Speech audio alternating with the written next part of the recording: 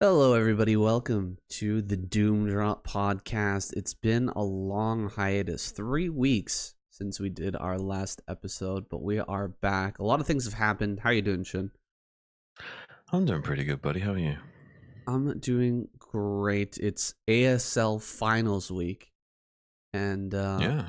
I won't spoil anything, but I'm a little bit frustrated with the matchup that we're gonna watch. I mean, it's not ideal, but it should be exciting nonetheless, I guess. Yeah, I mean, I really do want to talk about it, but obviously I won't. But all I'll say is, that there is one player in question that I'm particularly happy about. Oh So yeah. I'll be happy just because of that reason, even if the other situation's not as ideal. Yeah, for sure.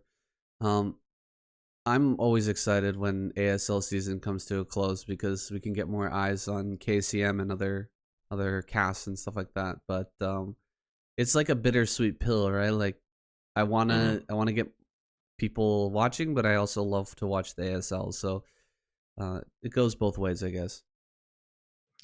Yeah, it can't be helped though, right? It's just such a popular event that it kind of just overshadows everything for a little while. Yeah, it's true. People don't have time.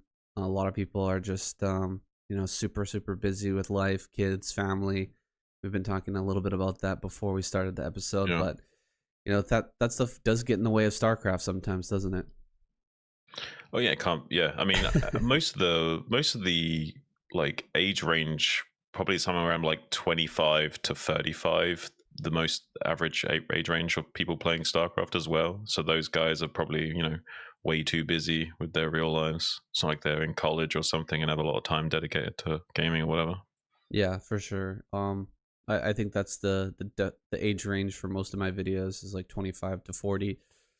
So Yeah. I mean, it's a great demographic if you're looking for advertise or if you're an advertiser looking to sell something. But if you're just trying to get people's eyes on something, those guys don't have a lot of time.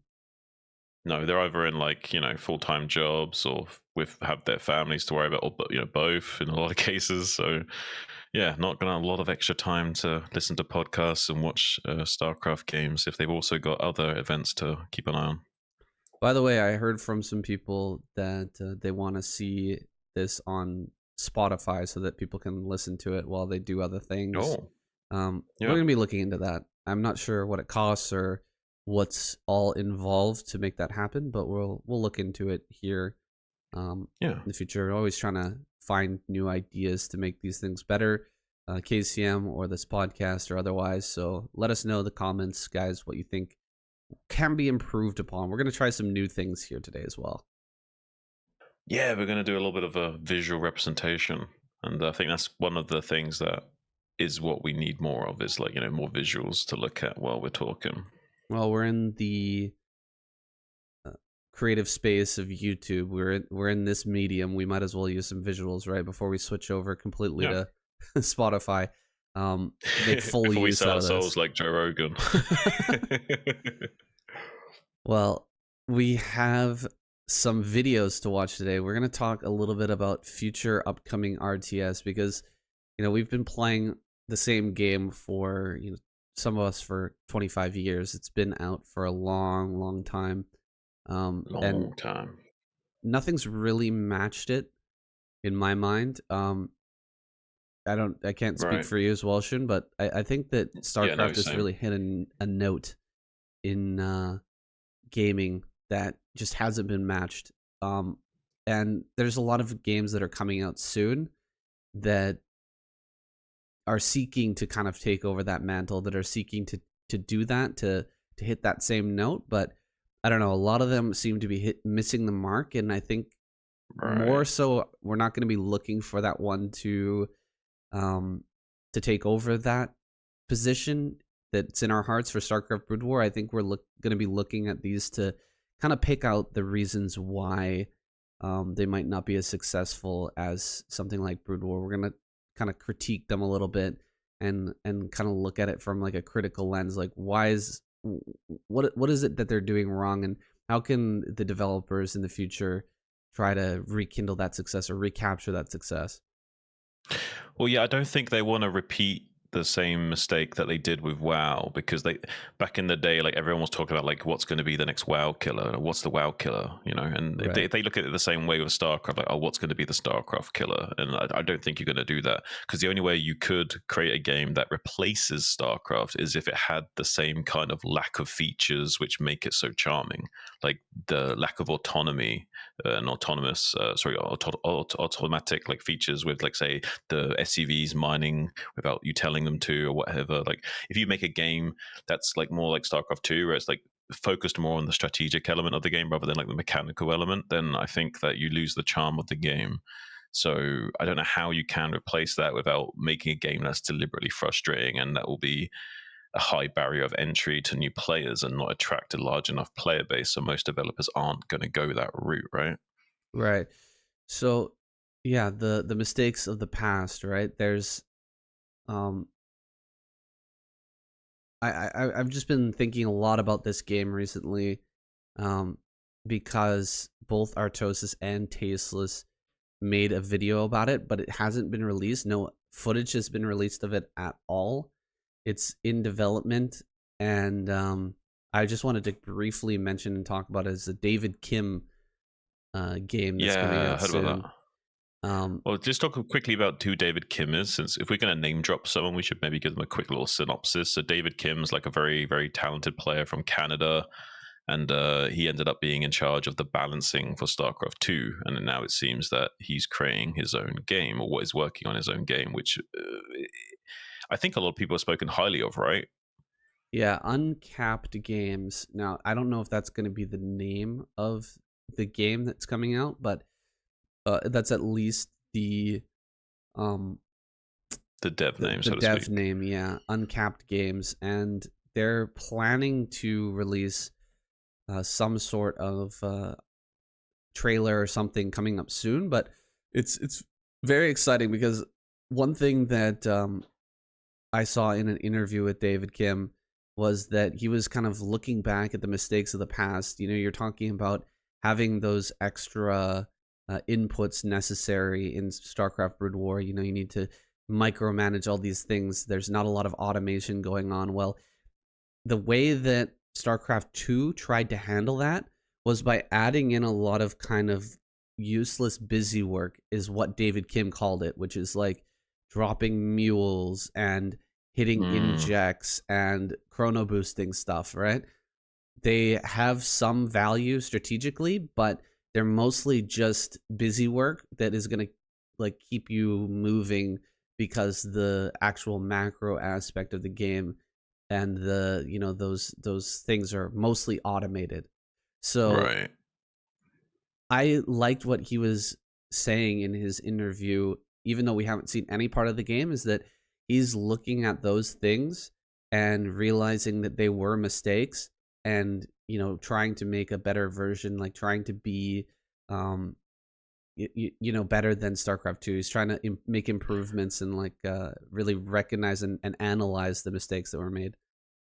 Well, it sounds like what he's trying to do is, and he's assessed the situation and realized, okay, StarCraft 2 is a half measure. We've tried to like automate StarCraft, but we didn't push it far enough. Like, we can't focus enough on the strategic element because we're just like creating like useless filler stuff for people to do that's not actually adding anything to the game.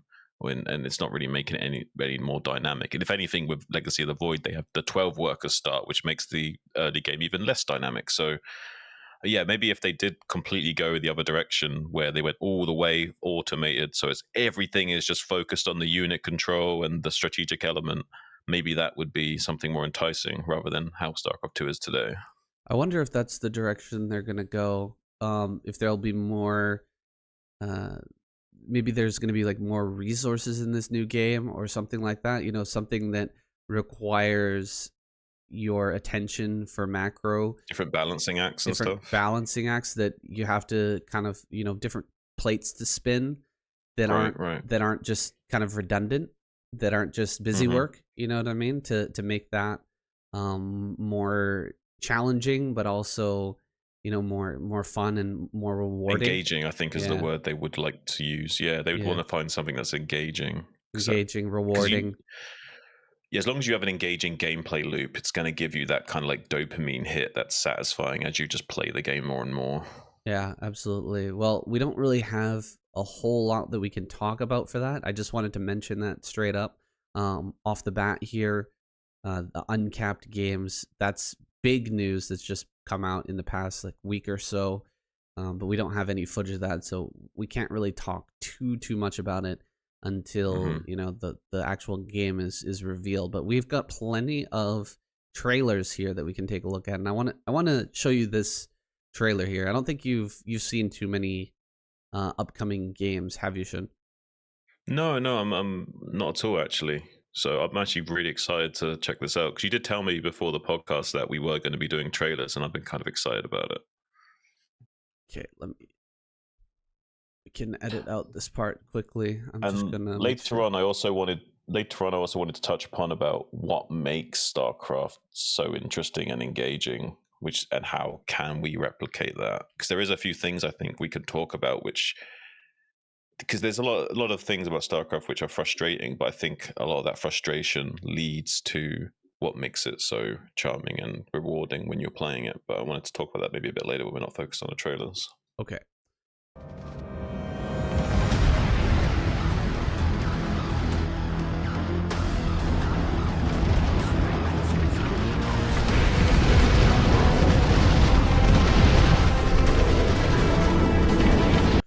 One of the first things I want to say about this trailer and this game is that they're making one of the biggest mistakes I think that has been plaguing the RTS industry recently is that it's very difficult Visuals. yeah, it's very difficult to Yeah, dark distinguish and what you're looking at. yeah, I know exactly what I knew exactly what you're going to say. Yeah, it's very dark. It's there's no easy distinguishable silhouettes to really like actually see what's going on there. Like, Yeah, there's a lot of similar colors. There's a lot of shadows and stuff. I do like the blood and the visuals look cool, but I just can't really tell what I'm looking at a lot of the time. yeah, I feel like I'm watching like you know how like say like the end of Game of Thrones like where they had the big battles like it was like really dark and you couldn't even tell what was going on. I feel like we're looking at the RTS equivalent of that. Like it's very Hollywood, but it's not really good for like actual competitive gameplay. Yeah, and just getting people to watch an RTS game is tough. To make a RTS that's got longevity, something like StarCraft, you need to have the viewer aspect be really crisp. You want to be able to see what's going Right. on and understand what's happening in the game so that you can get excited about it. If you're just trying to play like a single player experience, maybe this is not a big issue, but if you really want to, we talked about a StarCraft killer. I'm not thinking that this is going to be that game, but I feel like Right. to get an RTS with longevity, you have to have that viewer experience. Yeah, there is one interesting thing I do like though, is that in the resources, it does look like you need to have a fuel upkeep for your units, as in just running these tanks is costing you fuel to operate them. Mm, So maybe that would create some interesting situations where you're spending more fuel than you're currently mining, and you've got a reserve of fuel, and eventually you'll run dry on your fuel if you don't get more, kind of thing. I kind of like that element. right. So you could cut off the opponent's fuel source, and then maybe their army runs out of fuel and it can't move anymore, or Right, something like that. that'd be interesting. That Yeah. is interesting. I don't know what some of these other resources are. Looks like we've got recycling up there. I'm not really sure, but this is all alpha footage as well, so the game doesn't have a release date yet. Let's keep it going here.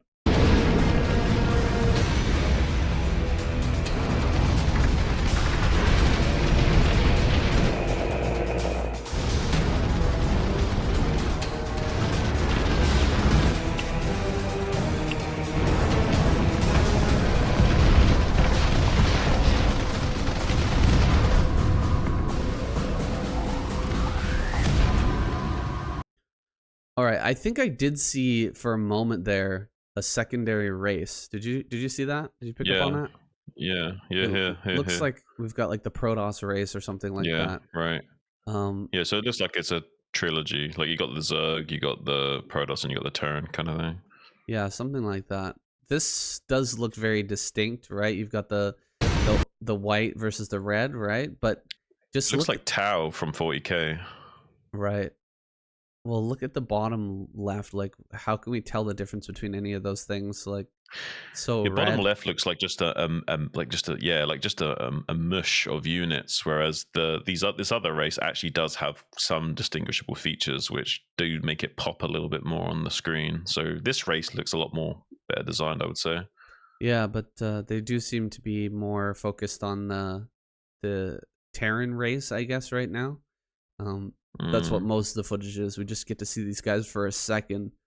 But I mean, it's interesting, right? It does look like a more gritty RTS right. than a lot of the ones that we've seen recently, and that's something I've been It, complaining about. Is like a lot of these new RTS, they look so cartoon-like, whereas this one kind of looks like it's not like StarCraft at all with the art style, but it does have that kind of grittiness attached to it. Yeah, I would also say that with the air units that I've seen now, it also gives me a little bit of a Commander and Conquer Generals vibes as well. They're flying really like almost above the screen in some cases. I wonder how that's going to work. Yeah. Is that going to be just like you call in an airstrike and they fly in that direction, or are you actually controlling those units? Uh, Well, like I said, with the generals thing, it might mm, be that you have some control in the sense of you give them commands, but they're autonomous in the sense of how they move around the screen and carry out those commands. right, right. That's interesting. Um, could be something cool to mix in. I'm a big fan of Command and Conquer, not as like I don't think they really hit like the balance for Command and Conquer is makes it almost impossible to have it as like a competitive RTS, but I think it's a fun Right. series that it does deserve some more um it deserves some more thought, it deserves some more time, and unfortunately right now all I've seen from Command and Conquer recently is a new mobile game that's coming out. I was actually going to put that up as a trailer, but just as a joke, but you know, it is a joke that they really should have another Command and Conquer Yeah. PC game. So, by the way, now looking at the resources, it looks like the top one is actually related to the unit supply, and I imagine there's like unit cards that fill out, and each unit card has like a certain cost, and you're like in 40K, where you're filling out how many points you got. So, like you've got this amount of point value of an army to work with, Mhm. Hmm. and you can see how he's got the money to refill because he's got like 2,800 there, and he can go up to 750 in his army control, I guess. Right. Interesting. I uh I don't know if I like the map being at the top right hand corner, but that I is hope kind of maybe you cool. could change it in the settings though. A lot I of games wonder. nowadays will allow you to flip it, right? I Yeah. wonder if they would have that so you could put it in the bottom left or whatnot. Does look pretty cool though. I mean, visually, I don't know what this part is all about. Like they're doing some sort of what is this? Map movement? Did you see that for a moment? It seems like more of a single player. Well, this is the vibe I was getting from looking at it. It does Yeah. seem more like a campaign RTS rather than like a play it online against people. But maybe it has both. Maybe it has like it's focused on a campaign element, but it also has like online capability. Yeah, I'm not sure. I'm not sure where this is going to go, but I thought this was an interesting place to start. The visual aspect a little bit rough, a little bit difficult to understand what's going on in the fights probably. The grittiness is there, but there's some things to be desired, right? The next one we're Hmm. going to take a look at is actually more towards Command and Conquer. Let me bring that up here. Okay, let's take a look at this.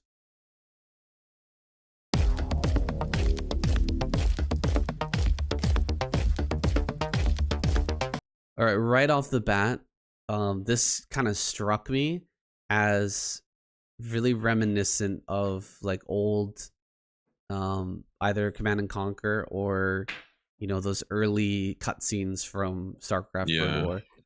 Like, yeah. There's kind of that has that sort of that retro visual thing going on here. yeah, it's it's kind of refreshing. It's kind of cool. Like maybe they just don't have money. I know this is a small game, kind of like an indie game, but it's maybe they don't have money to do it, but it's cool to see them lean into that kind of retro Mhm. cinematic instead of trying to match the visuals of some of these bigger games Yeah. that are going so cartoony. Let's Yeah, that's stick. the way forward, I think. Yeah.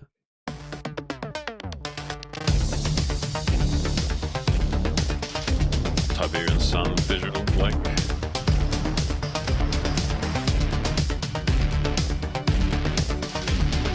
This right here reminds me of like Tiberian Sun. Look at the Yeah. miners here. I Yeah. think that's a miner anyway. Uh, Is I think so. like grabbing resources off the ground. I Yeah, as soon as I saw the gameplay, I immediately thought Tiberian Sun. Yeah, pretty interesting. Like going that direction, and the way that the buildings are kind of blocking the sight lines of the player really reminds me of the Command and Conquer series as well, right? Like Mhm. you can't see kind of past a lot of the buildings here because the angle of the viewer is so low in comparison to something like StarCraft, where you're almost above everything.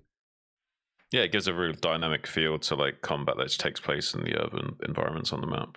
Hmm. Let's keep going.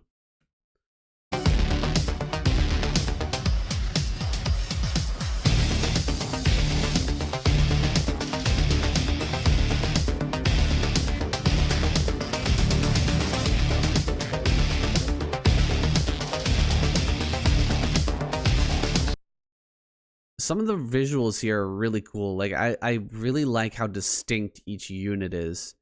Um, Right. they're not going for like, oh, this is a tank and this is like a battle tank and this is a, you know what I mean? Like they're really going out there with the way that the different units are visually. You've got this walker thing. You had that strange like spinning turret with two turrets hanging down. Uh, and it seems like there's a lot of really big, powerful units that you can build probably in the later game that are scary to deal with. Yeah, it's both adventurous in its aesthetic, but it also gives you that visual distinction to tell what's going on the screen. Yeah, for sure. And I'm kind of digging the visuals of just the background and everything like that. The aesthetic is pretty cool. The art style's pretty cool. I like it so far. That's pretty cool. Yeah, it's not really cartoonish, and it gives you like the vibe of, I don't know if this is off world or is this like some futuristic post apocalyptic situation, but I'm thinking the the latter, actually. buildings and everything seem really interestingly designed. You know what I mean? Like these are obviously Right. on the left hand side here, not uh, buildings that you would build, I think, in the game, but Yeah, it's more neutral like, buildings. yeah, more like Command and Conquer with a lot of neutral buildings around that kind of set the scene, and it's kind of setting an interesting scene for me. I'm curious about what's going on there. Yeah, I'm also thinking that maybe that's a building that's walking. A I'd be really building. curious. Yeah, it'd be curious if you could move around your buildings, but they like in StarCraft, they float Hmm. slowly. Maybe they walk slowly in this. That would be interesting. All right, let's keep it going.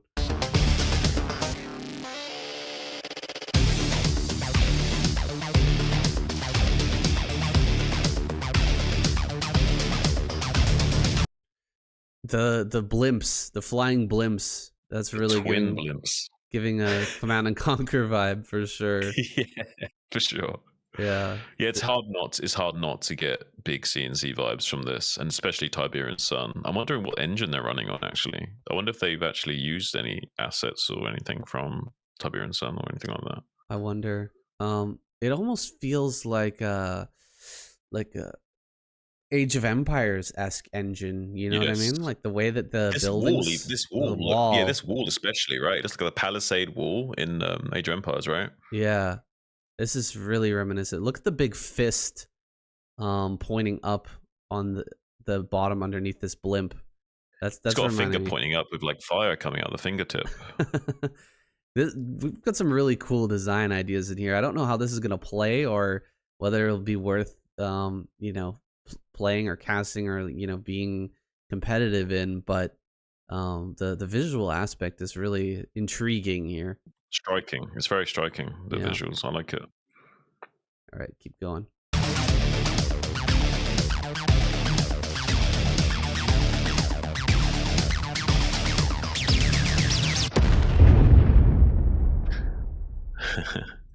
The tanks look a little bit like that big tank towards the end there Mm-hmm. looked a little bit like some of the like the prototype tanks from like the World Wars.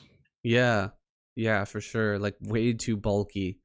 Um, but Yeah, unyieldly, but I'm kind of liking the. I'm a big fan of Mad Max. And like a me lot too. of this looks like Mad Max.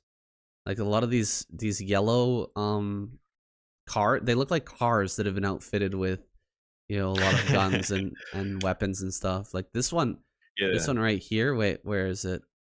Um, pull it This up on is screen like here. Mad Like, Max, but with like Tiberian Sun technology almost. yeah, yeah, a lot like that. Like, look at these weird cars that they're driving right here. These are wild. Like monster truck buggy type looking things as well. Yeah. Yeah. I mean, that's pretty cool, man. I'm digging the aesthetic here a lot. I think this is going to be pretty fun to at least like play through the campaign at the very least. But Right. um, I think anyone that has enjoyed those kind of games of past, like Tiberian Sun, what have you, I think would have a good time playing this by the looks of it. And one thing I'd like to point out is minimap in the bottom left. So these are real gamers that are making this too. yeah, that's right. um, I'm not sure about this build screen here at the top right. I'm not sure how that's gonna work, but I'm guessing it's kind of like a That's like red CNC, alert. right? Yeah, Red alert series probably. yeah. Um, I can't tell if you can run over units or anything. That's kind of the thing that really separates CNC from other games Mm. is there's that aspect of like running over your enemy infantry and stuff like that. Um, that we're gonna see another game that's coming out soon, and we're gonna watch a trailer where that's actually possible. Another CNC-esque game is coming up next, guys. One thing I'd quickly like to say is like it was really satisfying in like the original Red Alert where you had like 5 infantry units to one tile, so you could like run over 5 infantry units by just driving over that tile. It's so satisfying. Welcome command uplink initializing. Please stand by. Flying across Eurasia, most heavily affected with Apollo.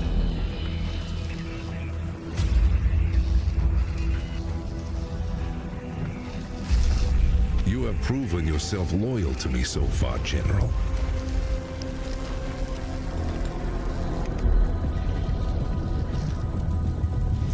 Our dynasty has waited long enough.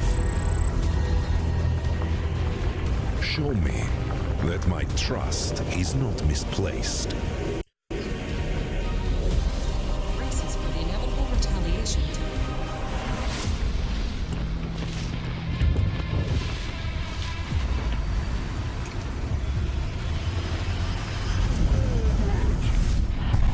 It's a horror RTS in there.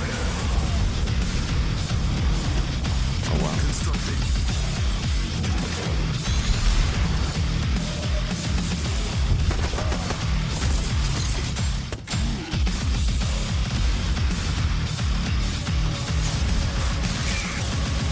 Strong though they may be, they are still flesh and bone.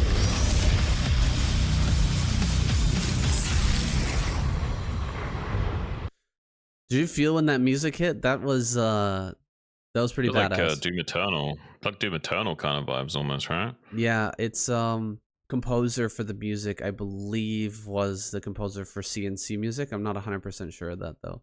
There's a famous composer that's putting the music together for this.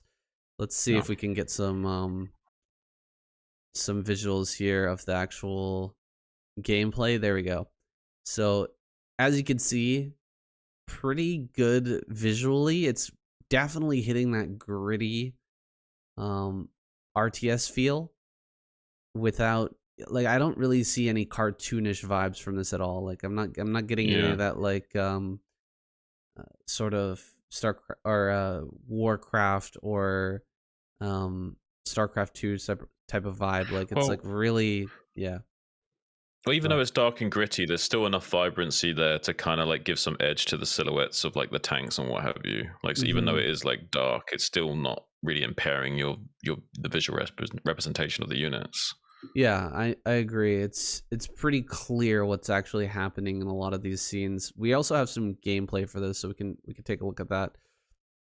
But we could just take a look at some stills here first. Like the base building really looks similar to CNC. Like you can see the walls Hmm. here. That last game we watched, Dwarf, like the walls were way larger. They looked a lot more kind of AOE. Um, Yeah, yeah.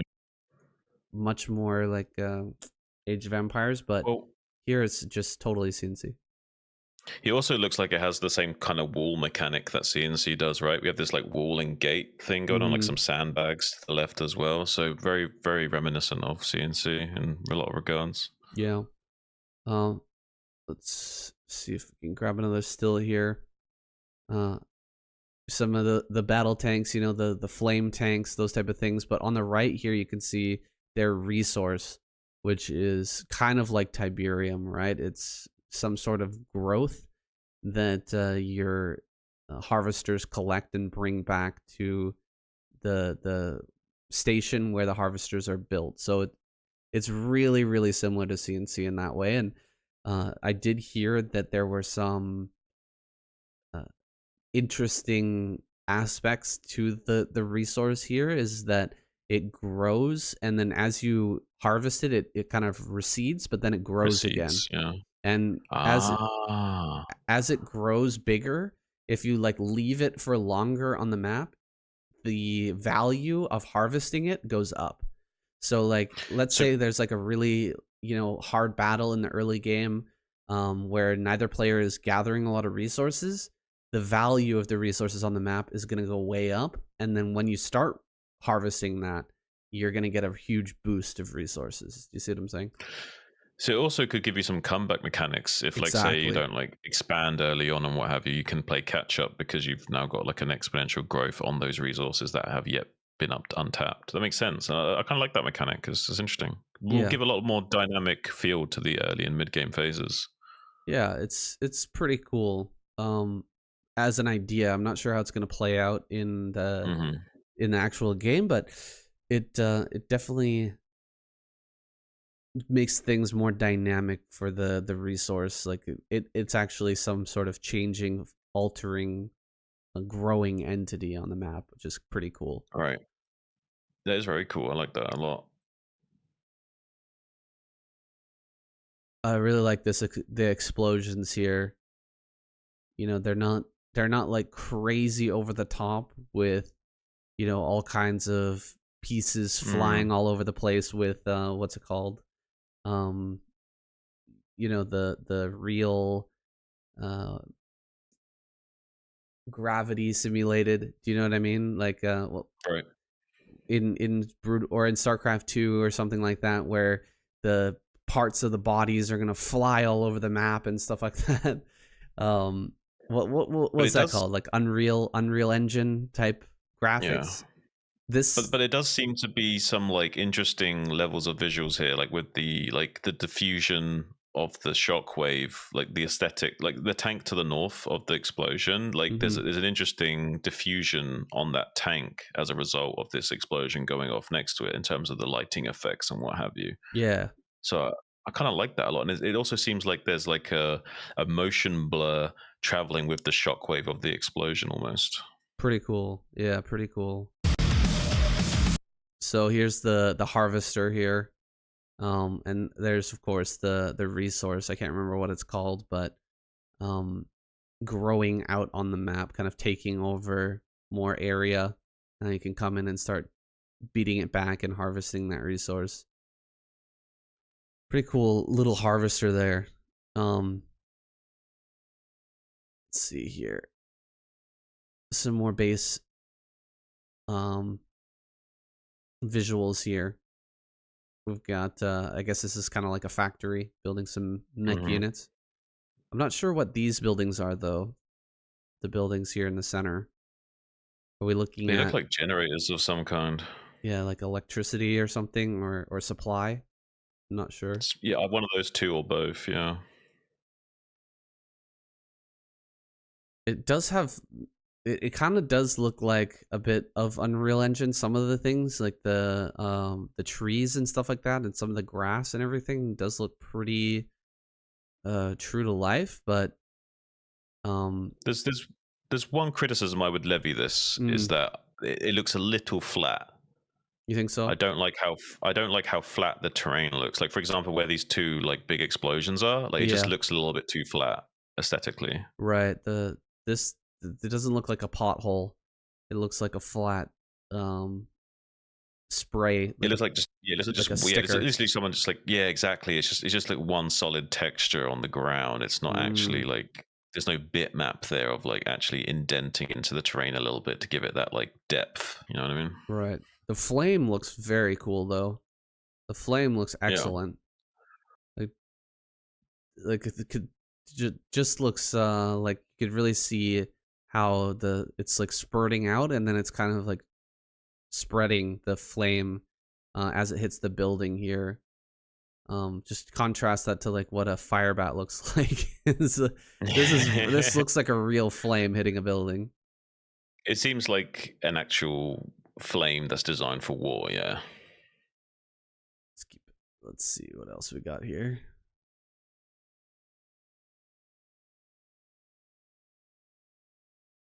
All right, some good building design here. I'm not sure what type of building this is here. It looks like a capture zone or something, right? It looks like it's like a building to contest and to take over or something. Right. Well, there's definitely the ability to capture in this game. I saw that they have like engineers that can be used to capture buildings, kind of like CNC, which is just interesting to see. We haven't seen a lot of RTS utilize that mechanic since CNC. Yeah. But it can lead to some serious balance issues. That's for sure. I like the missile trail aesthetic of the missile turret here. I like to see the trails of the missiles as well, so you can see visual representation of the missiles in flight. Well, what do you think about this? Like, it doesn't look too flat, does it? I guess yeah, a little bit. It's not bad. It's just I noticed it, and if I notice it, it'll be distracting for me. You know what I mean? Yeah, it seems like really a CNC type of game. Like they're really going for that CNC appeal with more modern, updated graphics, like a few different added abilities and stuff like that. I don't know. I don't know what it's gonna be like, but I'm kind of digging it. I think I might play this game actually. I'm pretty interested. Honestly, like the fact that my only criticism is the flatness of the map is actually a testament to how good it looks, because I had to kind of nitpick to find something I didn't like. You know what I mean? Well, if you guys want to see us look into this game a little bit more, there is some gameplay that is available to watch. So let us know in the comments down below. We're going to keep going with the trailers though for now. Total Annihilation vibes.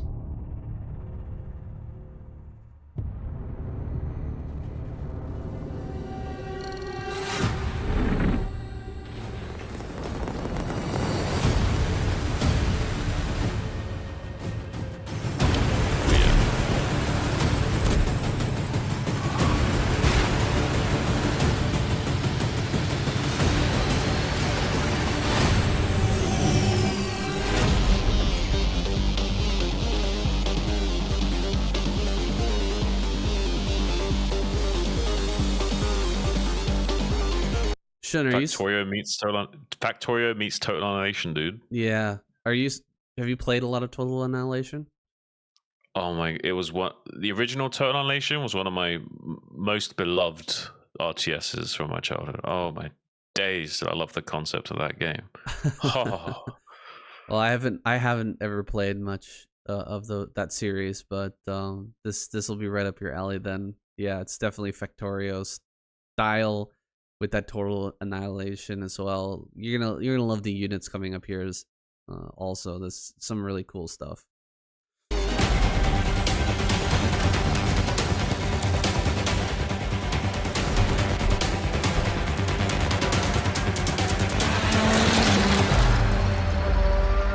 So yeah, I can imagine this with a lot of automation, right? There's going to be a lot of things that can be automated, and you're just going to be building really massive armies to be fighting against. Yeah. So But it less, seems like it's got. Go on. less micro, more macro aspects. Yeah. Yeah. That's total annihilation through and through. And but it seems like with the Factorio element, it's going to be like you're got a much more hands-on designing of that automation, which is kind of exciting to think about. Mm-hmm.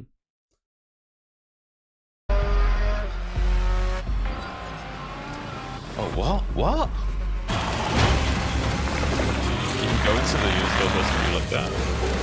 I don't know if that's I think that's just for the trailer here, the going into the first person. But I wonder, yeah.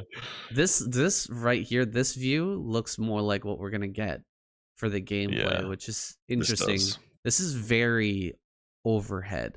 Do you know what I mean? It's like really top down, Really bird's eye view, yeah. rather than even like a StarCraft is a little bit more angled, and then those other games with that have the CNC vibe are like really high, like a hard Yeah. angle.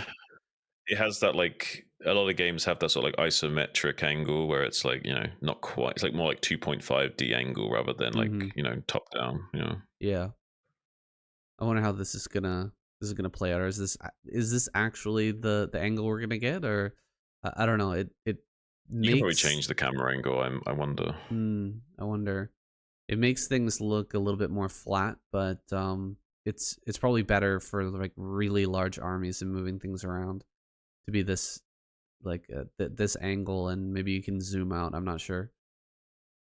I imagine they're going to make it so you can not only zoom out really far, but change the angle in any way you want to get the angle needed to control those armies. So you can have like a more intimate, up close and personal camera angle in like the early game phases, or when you're trying to like control small contingencies, but then also pull back the camera a lot and have big bird's eye view of the battle as well. Right. So let's just take a look at the UI for a second. We've got 100% in the middle. Looks like some energy on the right hand side and maybe supply on the left hand side. Well, if it's like tunnelation, the energy will be literally like what you use to build things, but also the commander has his like a big backpack of energy, and you can like use that for like special attacks or that kind of thing. So it'll also have some other engagement with that energy rather than just building things. Right. And I guess the thing on the left is like metal or something, like in tunnelation. Okay. All right, let's keep going.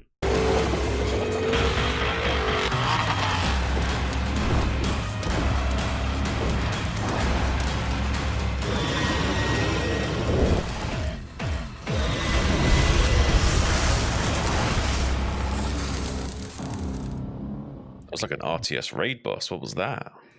Yeah, that was some wild stuff. I'm not sure what's going to be in the final game, because this is, as you can see, just an announcement, and it's some sort of Kickstarter thing, I think. The ideas look fantastic, though. I really like the Total Annihilation series making a kind of a comeback in terms of like that style of RTS. But and the Factorio aspect is really cool too. Oh, yeah, I'm actually kind of excited about that. I really want to know how that plays out. So I might actually keep an eye on this one in particular, just because of that element. Because if they do find a way of like making it super fun and engaging, and like setting up like the production lines to build those units, and it's like enjoyable to do that, and it's not tedious, then that could be like a really exciting way of playing RTS games. Yeah, it's gonna have to be a fine balance, though, that they're gonna have to set that up. But I'm interested how the other races will play as well. It seems like let's just go back a little bit. You can kind of see it in the background a little bit. Some of the buildings of the opposing race. Pretty cool, the design here.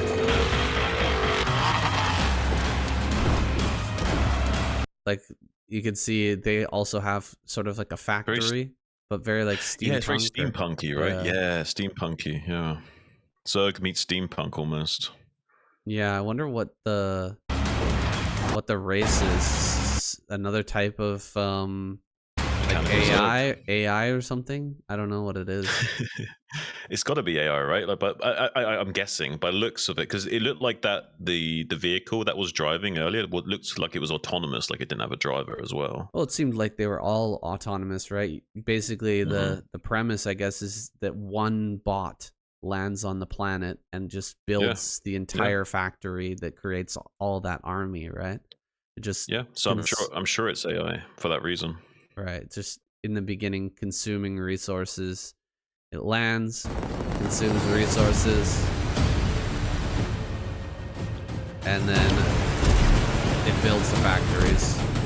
So it's like, I mean, it's a great idea. I love the concept of this. Oh, I'm going full screen. I'm sorry. So sorry about that. Um, I love the idea behind this is like in the future having an AI that can just land on a planet and build up an entire infrastructure and then an army Yeah. autonomously to fight and take over. Uh, That's how it's you would really conquer cool. a galaxy or something, right? You'd Yeah, have you like wouldn't AI that send. was like self-replicating. Yeah, and they would Yeah, send like lots of drones that would go out in different locations and then keep building at that new location. You know what I mean? yeah, you wouldn't send an entire armada to claim one star system. You would just send millions of these drones everywhere to just start taking over planets, right? And like creating infrastructure, building them out. Yeah. Yeah. And there's one thing that was so cool about the Total Annihilation series was that concept to me anyway, like because it's everything from nothing, it's that concept of like, and that's what I think fascinates people about the RTS genre in general is like, Hmm. you're starting off with usually of just one building and a few workers or what have you, and then you're building up a big infrastructure and that infrastructure is producing a large army. And I think there's something very satisfying about that process. Yeah, for sure. Well, that was the last trailer that we had here, guys. If you have any other RTS suggestions that you'd like us to take a look at, things that you're excited about, uh, just hit us up in the comments. We'll really think about um, watching some of them in the podcast. It's really exciting to think about the future of RTS. I know both Shun and I have a deep, deep love for Brood War, but it would be cool to have some more new RTS come out. Something I'm excited to see one that I would actually like. It would be amazing to have another game to cast in the future. Absolutely. I think RTS is probably the hardest genre to make games for, though, because you're already working with a limited player base. And so the creative direction of your game will usually be compromised because you're already like dealing with a small pool of players to think about. And then if you don't want to water that player base down even more by alienating them by say having like, high skill barriers of entry, like less automation like Brood War, then you're not necessarily going to get the crowd you want. So until we have AI that is helping out those small indie developers creating slightly better games and don't need to worry too much about having a high enough pull of player base, then I think we'll see some exciting stuff in the RTS scene. Yeah, there's some exciting inclusions here to this list. Like, we specifically didn't take a look at some of the really high profile ones, like Stormgate and Zero Space. Those two games I think have enough talk about them right now. I think Right. they're getting a lot of attention right now, but there's things to be desired for both of those games, right? It's not. I agree. I don't think they're gonna be taking over completely. We could maybe think about doing another video sometime and talking about that, but or about those two. But they're definitely getting enough attention right now, I think. Yeah, I don't think we need to beat that dead horse any more than it already has been. Uh, I've always had problems with like Stormgate and what have you from the start, both visually and a few other features like the gameplay and what have you. And it's also a little bit too Warcraft-esque for me with how you mine resources and whatnot to really entice me on top of it all if it wasn't for the other issues. Right. Yeah, we're not opposed to having a good RTS come in any form, but we want to see something that's like visually appealing, that's got some of that grittiness that we love from Brood War, and uh, is going to be good for the viewer experience just overall, right? Um, we Yeah, we yeah. want to see solid, like a game with solid micro decisions that really impact the game, really strong units that are going to, be kind of break points for what the players are going for. Things like defilers, things like science vessels, those type of things that have strong abilities that make certain strategies unviable and make other strategies viable. We don't want to see just massive armies smashing into each other that look like two giant blobs that are like, you know, that don't even Indistinguishable blobs as well. indistinguishable blobs, because that's just not fun to cast. It's not fun to Definitely play, not. and it's not fun to cast, and it's not. Therefore, it's not really very fun to watch. So, Yeah, I would say the death ball mechanic is like suitable for like a mobile RTS where it's like way more automated. You know what I mean? right. Like that's where I think that has a place. Anywhere else with like mouse and keyboard inputs, like come on now, we need to design a game which doesn't just resort into a death ball blob situation. Yeah, for sure. That's where I think the CNC style of games like we've had, that we've looked at so far, that's where I think those do very, very well. Like Tempest Rising we were just looking at. I Yeah, think yeah. that does I I I really do think like they hit that pretty well. Like the death I just don't see that being like a death blob type of game. There's a lot of different mechanics that kind of prevent that, and the units from what I've seen don't move really smoothly by each other. There's a lot of like aspects of positioning and stuff like that that are Hmm. going to become, really important in the gameplay. So, Yeah, I mean, I think it's weird though because you need the balance between you want the units to feel responsive, but you mhm, almost don't want it to be so fluid that you it's too easy as well. Like I think it's kind of strange, like because you want it to have like a little bit of jank to the point where it's like you actually have to think a bit more about the position units. But what it real boils down to is like in StarCraft, the reason why we like the jankiness is because whatever you're putting your focus into will yield you a better result, right? So, like, if mhm, you're focusing on getting units down a ramp rather than just letting them do it on their own, it helps them get down the ramp better, and that feels good as a player. Like you putting your attention to something and it yielding a better result because you're giving it more attention feels right, good. right, exactly. No, I totally agree. And then attention becomes like a very significant resource, and it's why we have Yeah. players at 400 APM, because they want to max out how much attention they have, right? They want to be able to put attention into everything, but there's like a Hmm. limit to that. If you're spamming out too much and putting too much attention in everything, you can't really focus Hmm. on anything, and you might lose out on the greater like strategic aspect. So people generally float around like 350 APM, 300 APM is like the Goldilocks zone, right? Whereas if you're at Yeah. like 500, it's possible to be there, but it's just not possible to even think when you're moving that fast, or to move accurately at that speed. No, and I don't think they can really replicate that in most of these new RTSs though, because it seems like it's either one or the other. Where it's like it's very janky, but it's not so much that by putting more attention to it. It doesn't necessarily make the units perform better. It's just janky. You know what I mean? Like the units just Mm, handled jankily. So I don't know how they're going to find that like sweet spot, that Goldilocks zone of it having a little bit of jank, so that when you put more focus into it, also has better results, but also not be too good autonomously. Because like say StarCraft 2, like lings automatically surround when you attack move with them. It's like you right. don't there's no point to focus on that anymore. You know what I mean? Yeah. Um for sure. You don't want to make it so simple that there's no benefit to like extra control. Um, yeah, That's a fine line to walk. for the viewer aspect as well. Like when there is that bit of difficulty in the way you can appreciate it a lot more, right? When it's actually hard to pull off something like a hot pickup with some very important unit, like you're dropping a reaver and then you're really moving the shuttle to hot pick it up and then get out of there.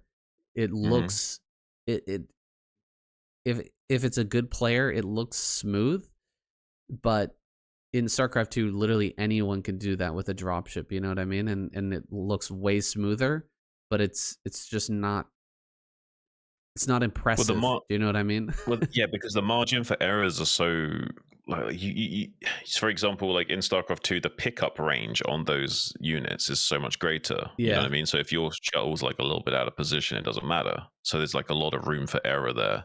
Yeah. So amateur players can look professional, and Mhm. that feels good as a player that's not that skilled at the game. It makes you feel good, right? But it gives you Mhm. that like false Call of Duty bravado, where it like makes you feel like you're doing better than you are. Mm. Yeah, So I don't know if I totally like that, even just for that reason alone. right. The quality that's the big question is like quality of life versus like the ability to distinguish yourself from other players, right? If you're a hardcore player, if you're really, really putting in the time and effort to become good at a game, you want to get value out of that, right? Hmm. You want to be able to distinguish yourself.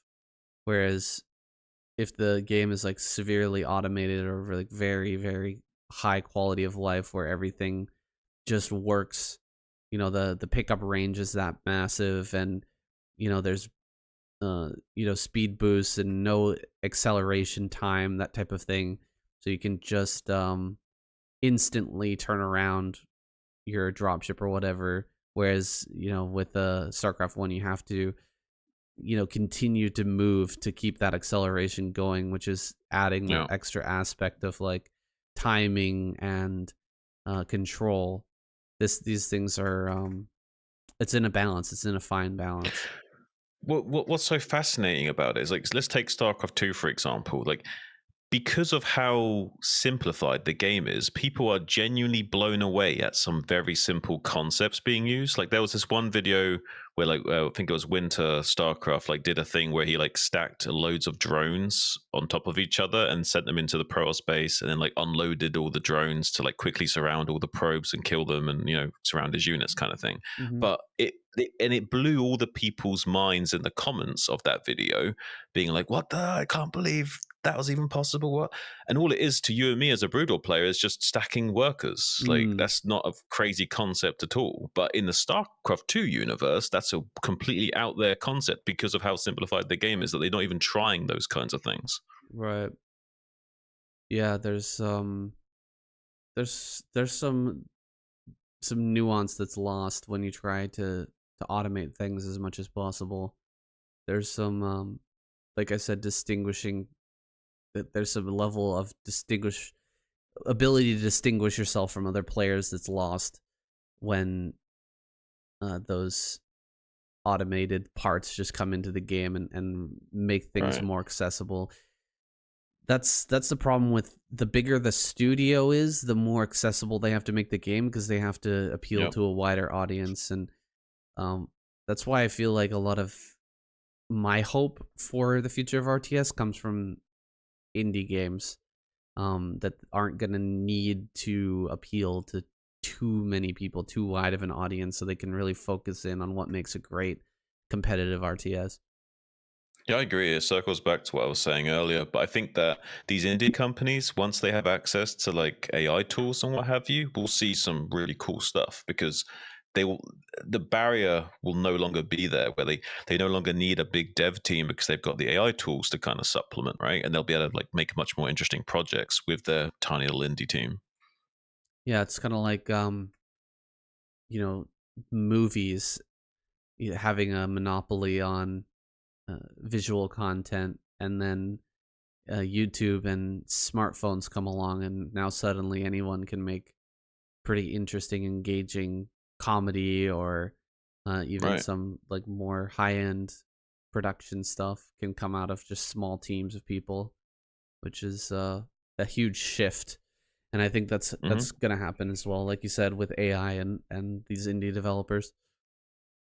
Yeah, I mean, if you look at what happened with the YouTube and whatnot, like those independent media creators, content creators, are like killing it. Like, it's so much so that even like the news channels and whatnot are basically now competing with people on YouTube, which is a crazy thing to think about. That some guy on the internet is competing with the entire news networks. Yeah, yeah, it's wild. Wild. It's really crazy. And in a lot of cases, losing. They're not only That's that, competing, they're yeah, losing. yeah. How mad is that? Yeah. No one would have even thought this was possible quite a few years ago. But Hmm. now, not only is it possible, but it seems like, hang on a minute, maybe I could do that too. Yeah. And we're in the strange world now where newscasters can, they have their own show on Fox or NBC or something, and then they just decide to go independent, and they Like make Tucker more money, Carlson, like you mean? Yeah, like Tucker. Oh shit, yeah, Yeah. he's just blown up, and now he doesn't even need the news anymore. He can just make his own stuff. It's crazy. It's crazy how, yeah, because now branding used to be that branding was the company, and it's like you became the face of the company, but it was still the company was the brand. But now Yeah, it's not so much that. Now people are the brand as much or even more so than the company. yeah, for sure. You can give the people, you can give your audience something that no one else can, right? Mhm. Which is just your personality, and your perspective. But Um, but do you people, not think yeah, that also? I was going to say, do you not think that also creates like a weird dynamic though, where some people, especially on say like YouTube Shorts or short form content creators, they're now even more incentivized to like, what's the word for it? Engineer or like create an artifact of themselves where it's not actually them that they're representing anymore. It's like they're figuring out like, okay, what's the right packaging to create the brand that's going to sell well, so to speak. So they're creating a persona to sell well. So it's like, what attributes do I want to use to create a brand of myself to sell to an audience? right, I like think there's that going on now. creating a new, or creating something that's not in touch with who you actually are.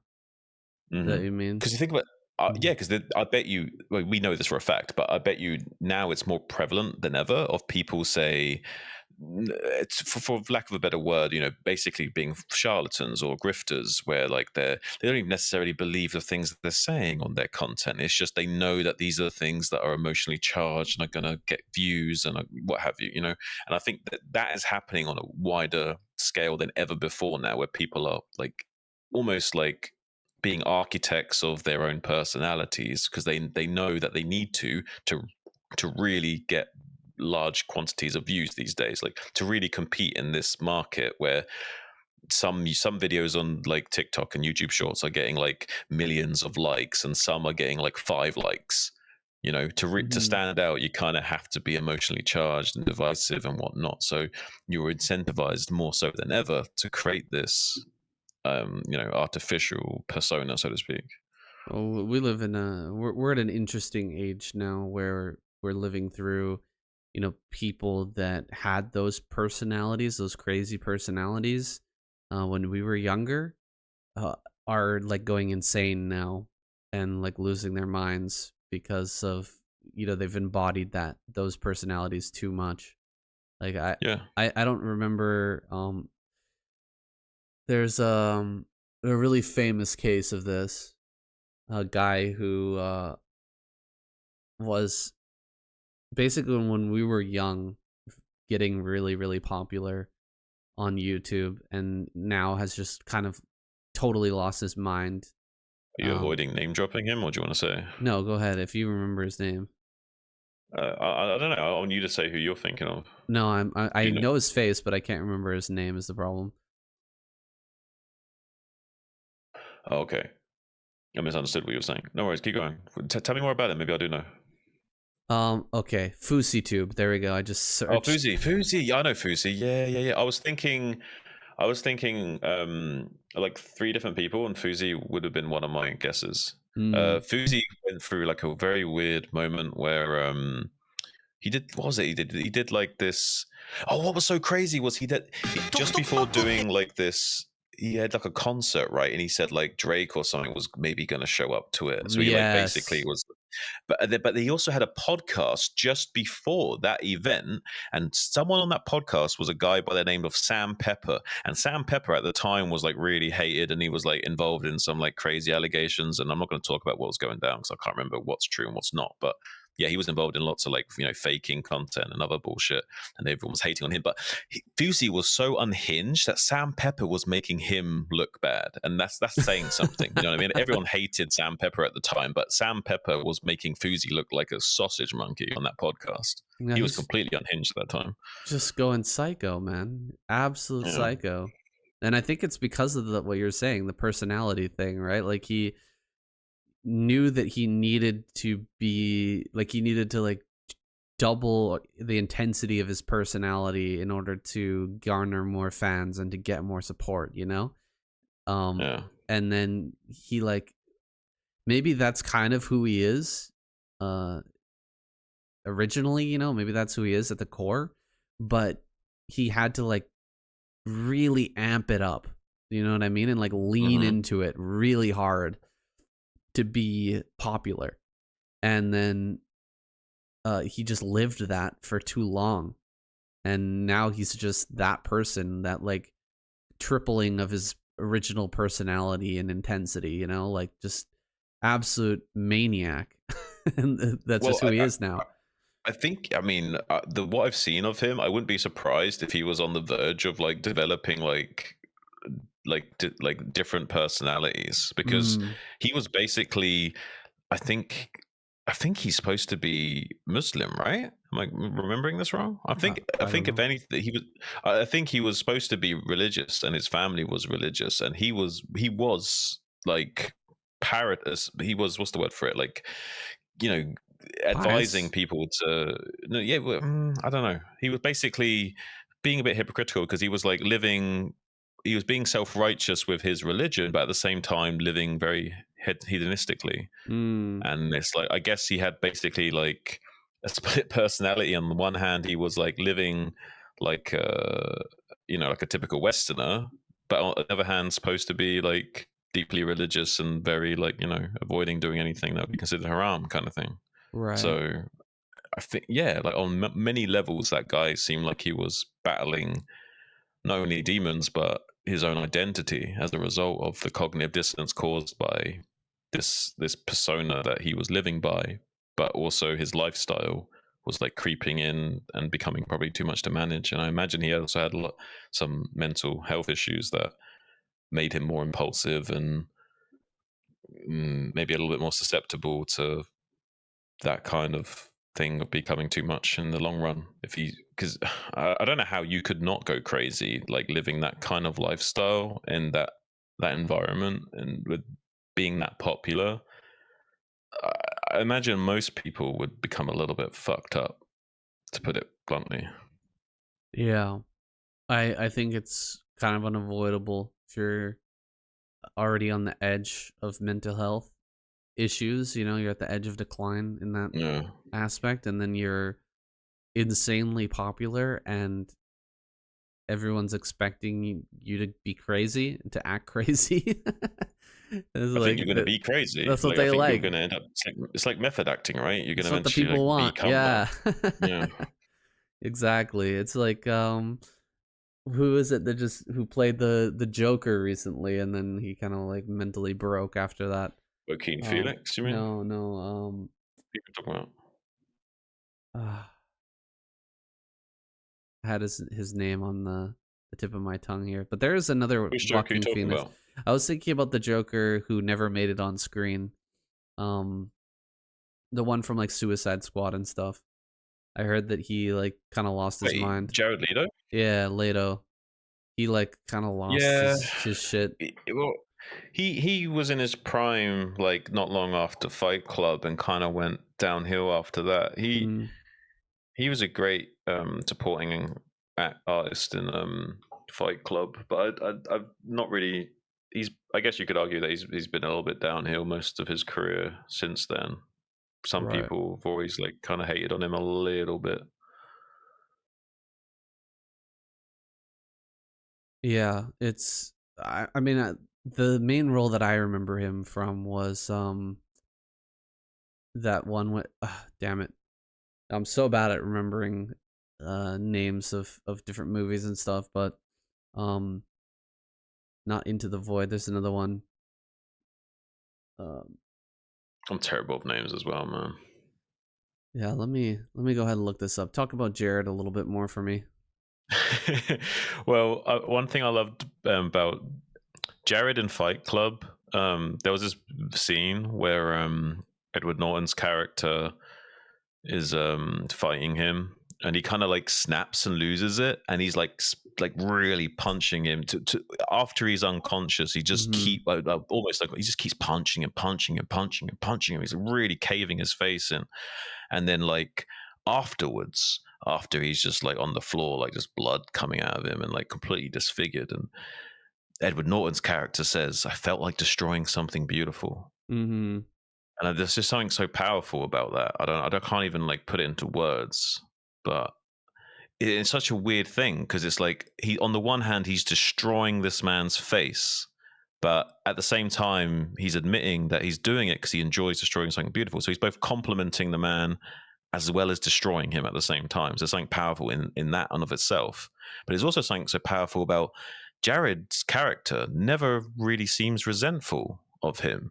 If No. anything, it's like he did Jared a favor by doing that. It's almost like by removing his beauty, he was then stripped down to his fundamental masculinity completely. Mm.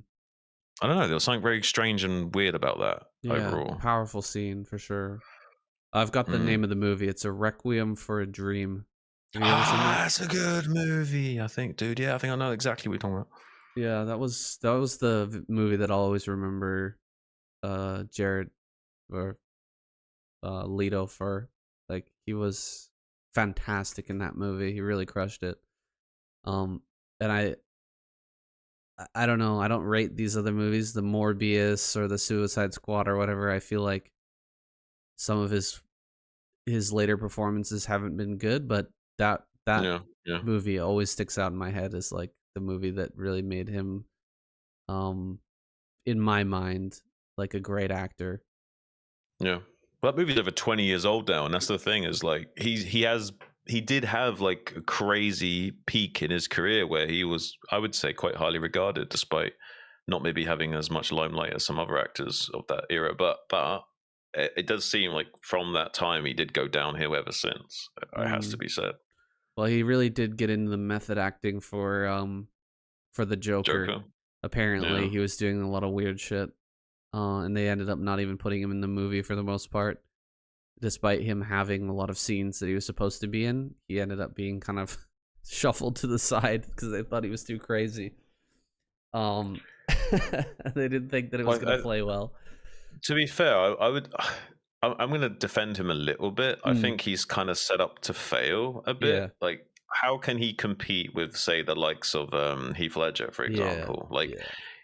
because that's just the right amount of crazy. You know what I mean? It's not over the top crazy, but it is still like unhinged. It's like what's the word for it?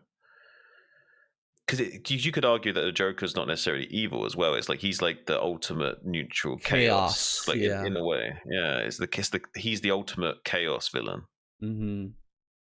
Well, it's interesting that the most like iconic live action Joker of all time is not even really like he's not even totally true to the source material, you know what I mean? It's not like the Joker in a lot of the movies and games and comics and stuff like that. Like he's very different. Heath Ledger, very very different, but Right. he captures that chaos element so well that So well. he's like the iconic Joker now. I think even is it true about the scene with the hospital where he's walking away and he's trying to blow up the hospital with the detonator, but it's not working. And I think if I remember correctly, I could be wrong about this, but there was actually an issue on set with the misfiring Mm, of that scene.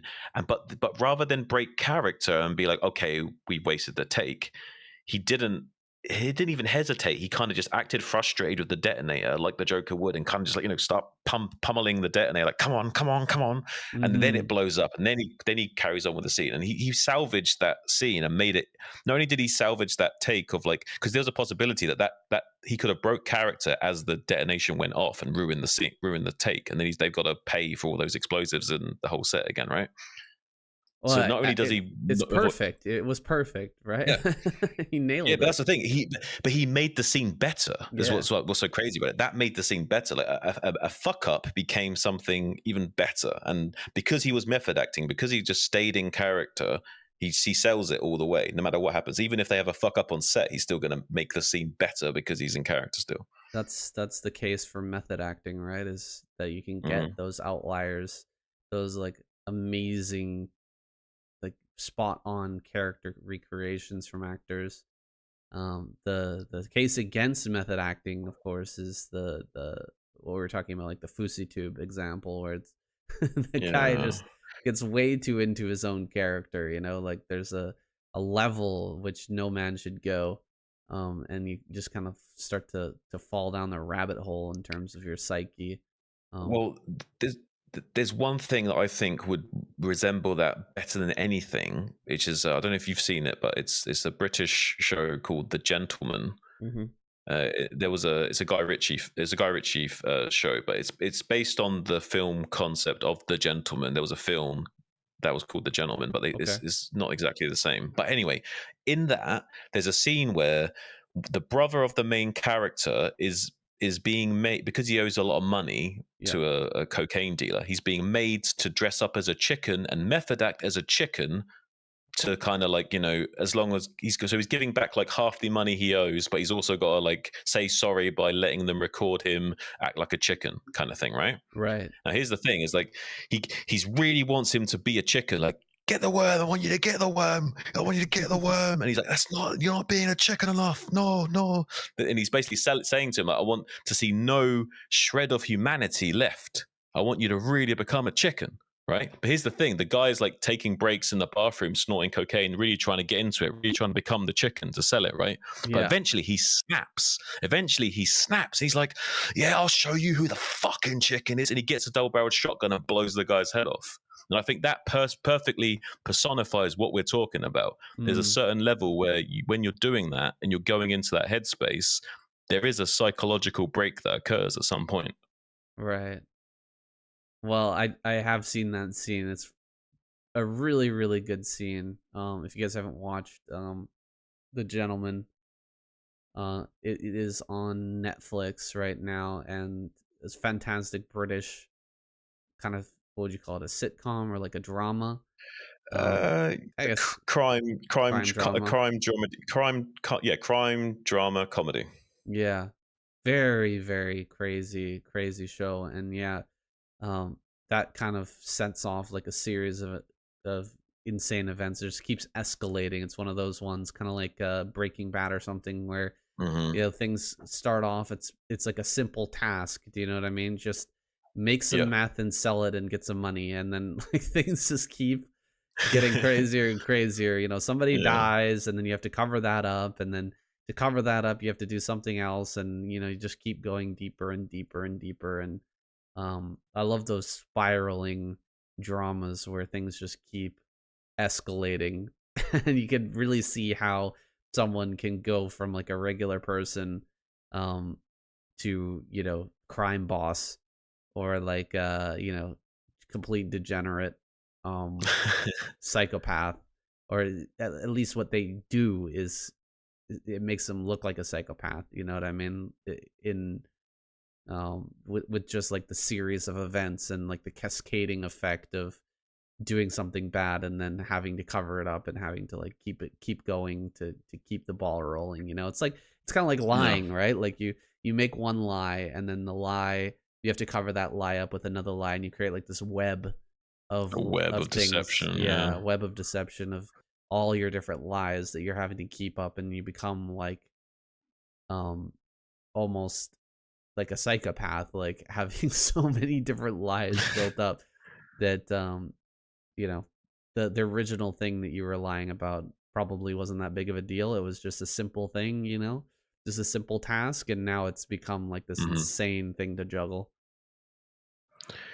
Yeah, speaking of that concept that you enjoy about the coming together of chaos, basically, to like the story starts off simple, but there's like lots of different moving parts eventually. Have you seen the like the other say Guy Ritchie movies like Snatch, Lock, Stock? I don't know what exactly you've seen before. I don't think I've seen either of those. No. Well, if you like that way of storytelling, I highly recommend you going back and watching some of the OG gangster movies. Like start off with Lock, Stock. That's the first in the series. Then do Snatch. Okay. I think you'll really, you might not enjoy Lock, Stock as much as Snatch, but I think you should still watch them both in that order. I think you'd really get a kick out of that. And I'd really recommend anyone listening, if you like that kind of way of storytelling, where it's like, it's mundane, simple things, like isolated stories ending up coming together and creating this big chaos web. Like, yeah, if you like that kind of thing, then Snatch and Lock, Stock, Two Smoking Barrels will be right up your street. Let's see. Snatch sounds really familiar. Let me take a look. Yeah, it's actually probably one of the more popular films that we've talked about. That's not something of say like Fight Club kind of level of popularity. Snatch. It's got so many iconic scenes in that movie. It's crazy how good, how well written the dialogue is and how funny it is. Cool. Cool. I'll have to look at it. I'll have to watch this. Yeah. Yeah. A lot of big names in there too. Hmm. Pretty cool. Yeah, I do like those that style of movie. It's funny how these directors really get like they have like a certain style that they kind of get pigeonholed into, but they really do lean into it in a lot of cases Like when- Tarantino. like Tarantino, yeah. Of yeah, having the kind of like wild time, you know, going back and forth through time and everything coming together. Yeah. Um, or you've got the That's the um, best thing, I think. When you start playing with the timeline of events, that's when you start to nail it. Because a lot of movie makers make the mistake of like being too linear with how they're showing the course of events on screen, right? right. They're not doing like small time jumps too much. If they do, it's like big flashbacks or big flash forwards. It's Mm-hmm. never like the editing of the scenes aren't like quick time jumps to make sense of something, to give it more comedic effect or something like you see in these other movies, which makes it all the more powerful and funnier. Yeah, or the directors feel like they need to like really explain that this is the past, you know what I mean? Like have it in Yeah, like black and white or something like that so that you think that it's like that you know that it's from the past, you know what I mean? Are you without just using it's too on the um nose. Yeah, yeah, without using just subtle hints is more than enough in a lot of cases. Like yeah, if you're because it could very even be like, mm, I was gonna say, it could even be like the positioning of the car journey. Like if it's like the events surrounding a car journey, it could even be like where the car is on the journey to give you an idea of what time it's talking about. Or something like it's much better when it's done subtly with that. yeah, or just like a mark on the person's face, you know what I mean? Yeah, And then you can tell like this part is after he got hit and this part is before, you know, or the type of clothes that they're wearing, you know. yeah, yeah. For example, like with well, that very famous Pulp Fiction, that's the one. Pulp Hmm. Fiction with the two assassins, right? They've they're they've killed somebody and they have to change their clothes, so they're wearing like those totally different clothes. you can tell which scene and what the order of the scenes is because they had to change their clothes after they killed that guy, right? It's it's Yeah. it's simple things like that that can really make the movie, right? That can make those small time jumps uh very obvious. You don't need to really expose them, or you don't have to really like spell it out for the audience that this is actually in the future or the past. But um, yeah, I really like those type of directors. They're doing something um that that stands out and makes them, insanely popular in the long run, rather than just doing that sort of standard thing like the real expose or real like obvious time jumps. All right, say an edit here because I need to take a piss really badly. Okay. I'll come back and reply. Wait, just tell me when, and I'm going to reply to what you said last. When? Yeah, I think it's a tough balancing act, though. At the end of the day, because with time jumps, it's I kind of want to relate it to like shaky cam action sequences. Like if you do it too much or it's too confusing, I think it'll just be too much of a jumbled mess. But if you do it well, I think it can lend itself to being a very powerful storytelling tool, as well as like giving you a very impressive on-screen editing visuals to work with and to digest that coming together of sequences. I think that's a great metaphor for the shaky cam metaphor Hmm. for time jumps. And it's funny how these things also become really popular and you start seeing them everywhere, right? Like one famous director will start doing a lot of shaky cam stuff and then everybody's suddenly doing it. You know what I mean? Every single movie has it inside.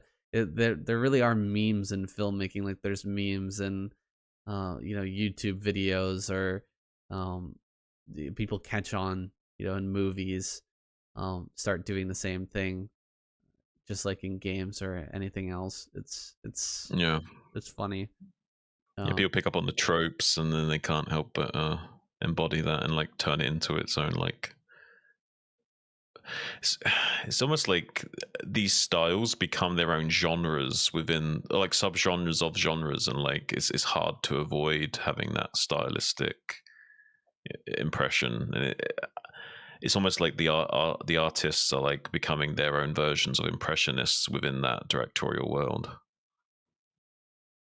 it really does show as well how few original people there are. Do you know what I mean? How Hmm. everybody's kind of chasing, what they think other people want to see. Do you know what I mean? Yeah, They're like, yeah, "Oh, this is popular right now," or "This is how what people are doing." So many people are just chasing that and trying to do yeah. what other people are doing that's successful, whereas there's so few people who are just originally doing what they want to do. You know what I mean? And and that's the trick to it, right? It's if you're making a game, make a game that you want to play. If you're making a film, make a film that you want to see. And that's a great way of like not only being original, but having something that you're working on that you really enjoy and are passionate about.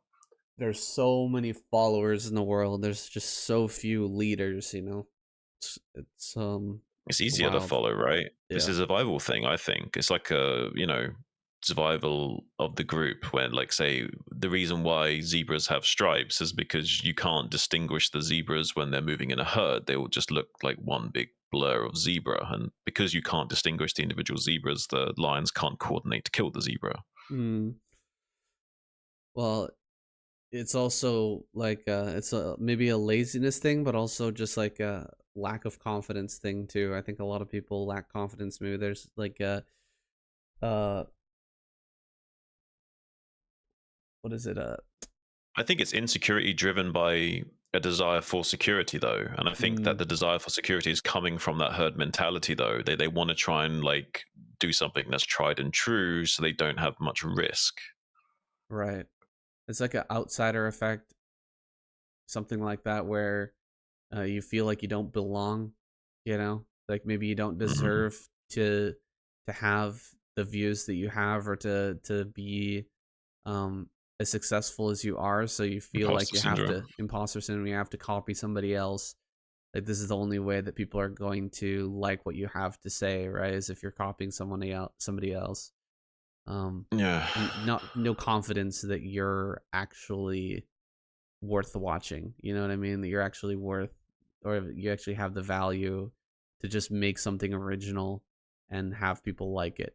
You know what I mean? Yeah, by what metric can you distinguish that? Because there's plenty of people out there that have like tons of viewers and they're not interesting at all. It's just maybe like for whatever reason, like you've got, like, I don't know, like there's lots of, I don't want to like necessarily name drop anyone, but like, I don't know, Aiden Ross, for example, like you could argue that he's not really producing anything of value, but he still has so many eyes on him, right? Mm-hmm.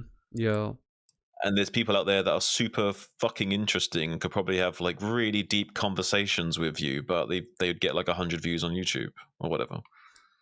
Well, maybe I would argue that if they, really stay consistent and just keep on putting out good content, then maybe that they would eventually reach those heights. I think a lot of people who, um, they look at people like an Aiden Ross, or like a guy like Asmon Gold or something like that, where you wonder like how the hell did they get to millions of views and 20, 30,000 live viewers on Twitch or whatever. Like, dude, those guys just put the hours in. You know what I mean? Like, Mm. whether or not you like their content, or you really like resonate with what they're saying, like they really put the hours in, man. They're there every single day, and to build up that rapport with their audience. Like, I'm not going anywhere, and people start to really tune in and vibe with the person.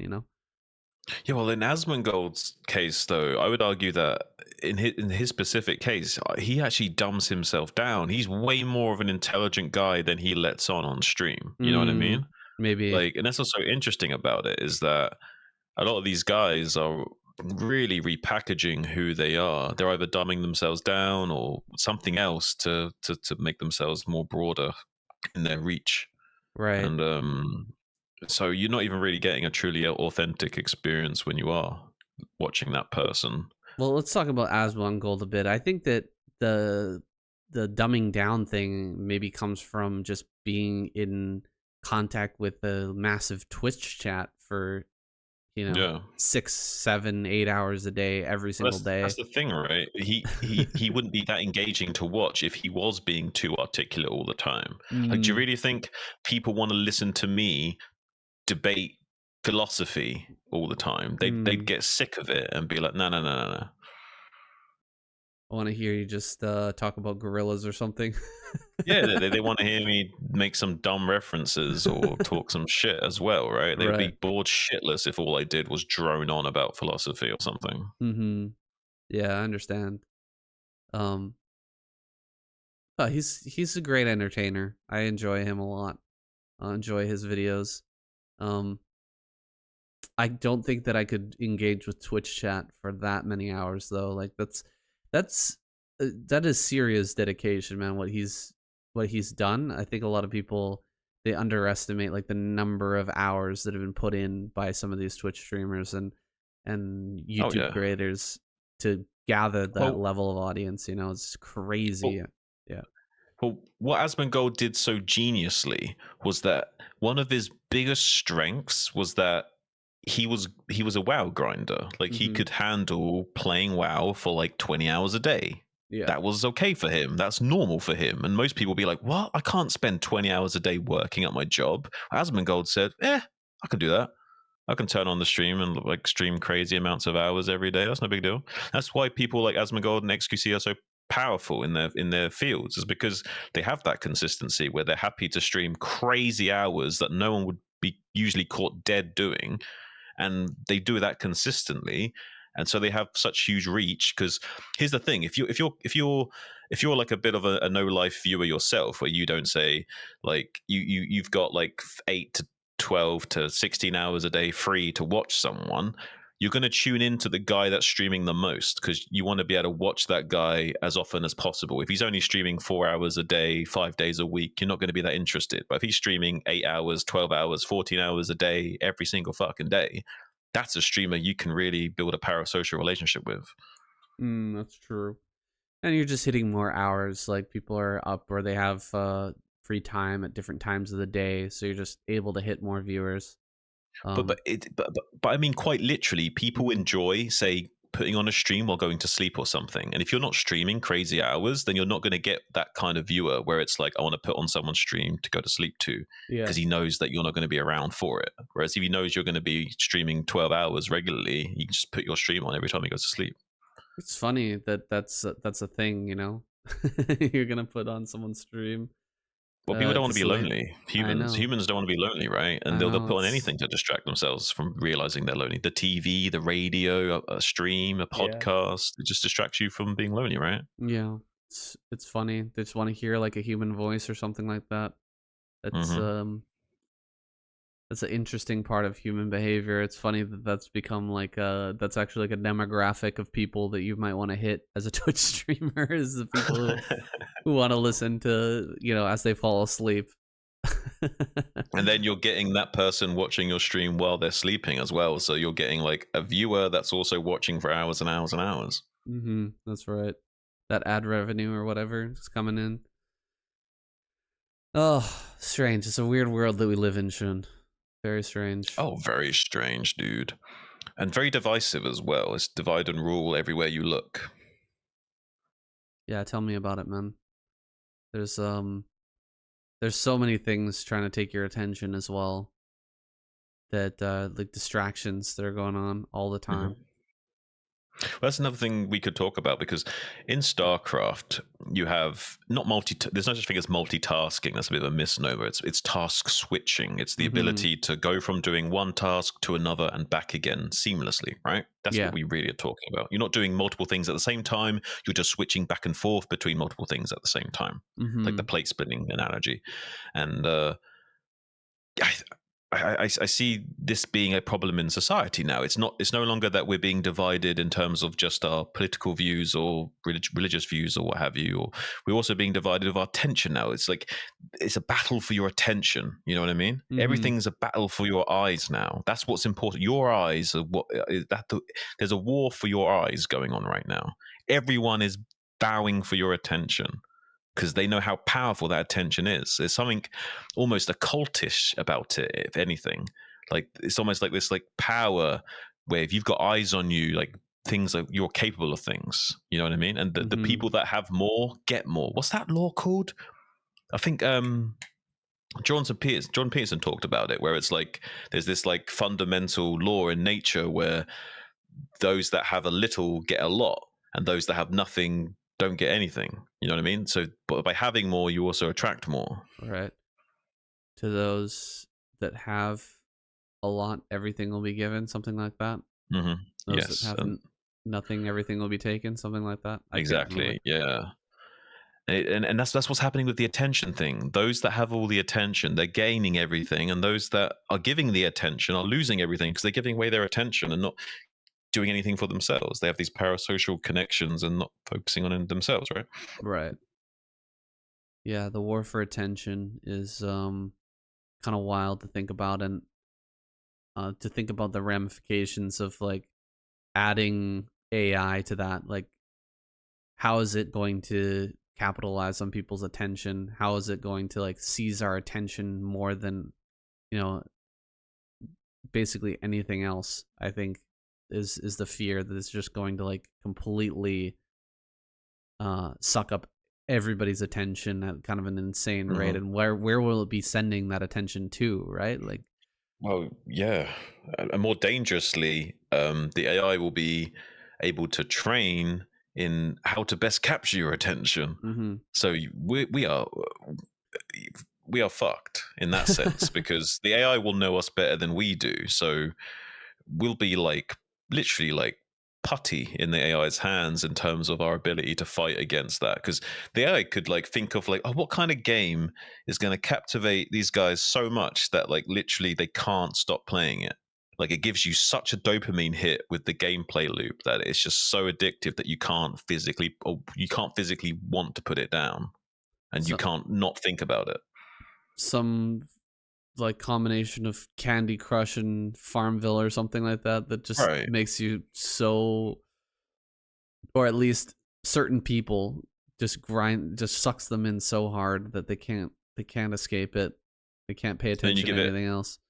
Yeah, then you give it some sort of freemium element, so the people that can't give it enough attention are like willing to pay money to not need to give it constant attention. Mm, yeah, as long as, and then you can give your attention to something else that the AI is generating.